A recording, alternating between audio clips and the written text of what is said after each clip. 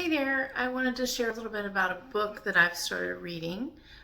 It actually releases today, and I encourage you to get a copy if you have kids or grandkids, or if you're maybe really involved in children's lives, either through teaching or maybe you're an aunt or uncle. Anyway, it's called Little Habits, Big Faith by Christy Thomas.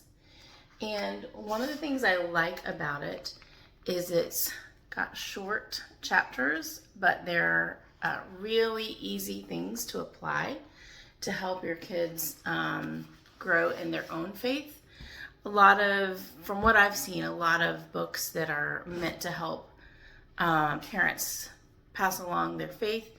Sometimes it's a little forceful, sometimes it's fear-based, sometimes it's just not realistic, things that we're not going to be able to sustain.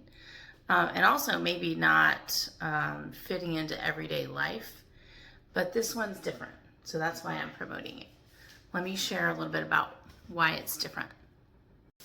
One of my favorite chapters so far in the book is chapter 3, and it is called What's My Why? In it, Christy talks a lot about fear-based motivation and how when fear for our children is what drives us, it's actually going to do the opposite of what we would hope, which is helping our kids have an authentic faith that's genuine to them. So she goes through some of the fears that people have listed. She talks about, I'm afraid that my kids won't grow into adults who can think critically.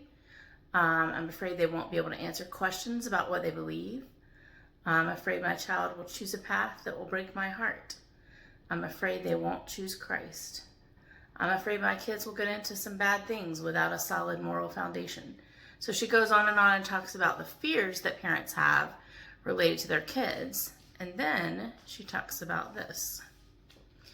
When we allow our fear for our kids to control our actions, we're more likely to shoot down questions, lecture away their doubts, force kids to come to church, and push them to conform outwardly.